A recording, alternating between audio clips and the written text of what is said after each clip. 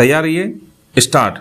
ऋग्वेद के दशम मंडल के इस संज्ञान सूक्त का भावार्थ है कि हम सब एक साथ चलें, आपस में संवाद करें, हमारे मन विचार एक हों। स्टॉप। उसी तरह जिस प्रकार पहले विद्वान देवता अपने नियत कार्य के लिए एक होते थे, मिलकर कार्य करने वालों का मंत्र समान होता है, अर्थात परस्पर मंत्रणा करके एक निर्णय पर पहुंचा जाता है। स्टॉप। पैरा।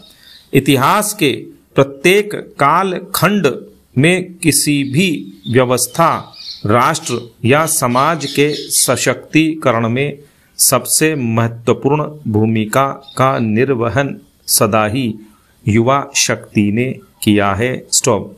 देश की स्वाधीनता से लेकर देश के निर्माण और विकास में युवा वर्ग का योगदान सर्वप्रमुख रहा है।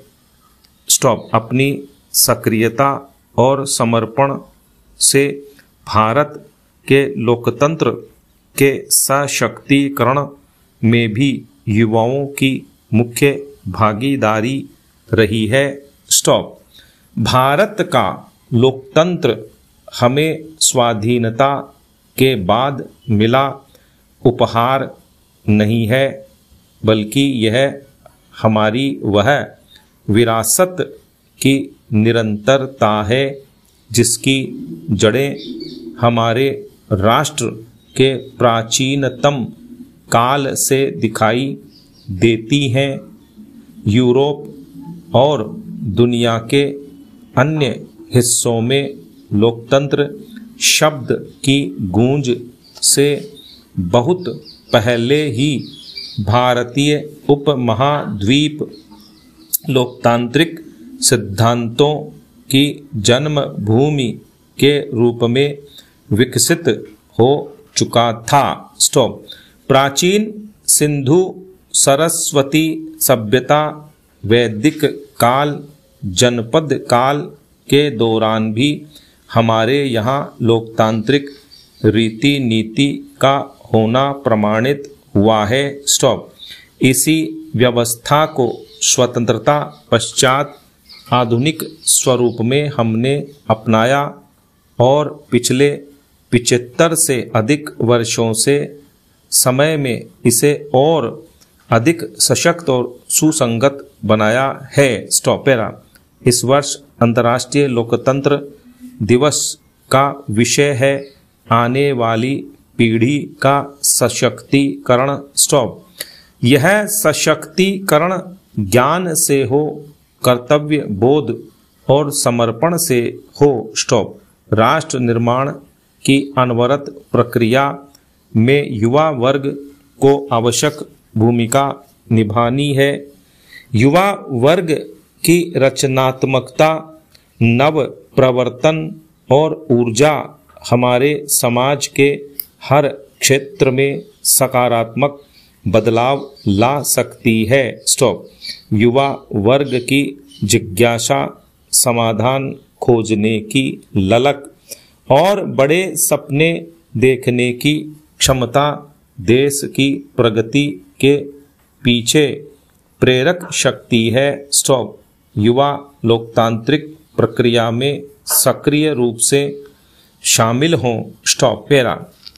किसी भी विषय के विद्यार्थी हों, कार्यक्षेत्र कोई भी हो, भारत के पवित्र संविधान का अध्ययन अवश्य करें। स्टॉप। राष्ट्रीय स्वाधीनता के साथ संविधान सभा में जो विमर्श हुआ था, जो चर्चाएं हुई थी, उनका अध्ययन करें। स्टॉप। अपने अपने प्रदेश और देश की विधायिका के सत्रों में हुए चर्चा संवाद को पढ़ें। विधायी प्रणाली के बारे में जानने के लिए अपनी रुचि पैदा करें। युवाओं के लिए लोकतंत्र का अर्थ सिर्फ मतदान करने तक ही सीमित नहीं होना चाहिए।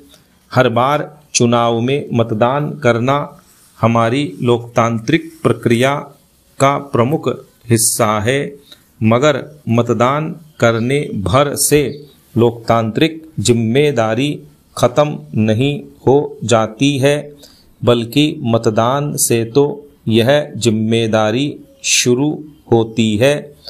जिन प्रतिनिधियों का चुनाव किया है वे निष्ठा और पारदर्शिता के साथ काम कर रहे हैं या नहीं, वे अपने संसदीय दायित्वों एवं मर्यादाओं का निर्वहन कर रहे हैं या नहीं, इसका आकलन निरंतर करना होगा। स्टॉप।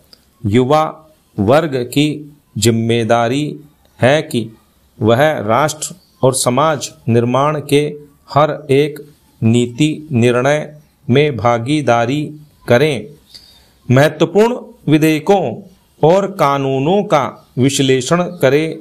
विधेयक किस तरह सदन में पारित होते हैं, विधि निर्माण की कैसी प्रक्रिया होती है, इन सभी पहलुओं को समझें। स्टॉप।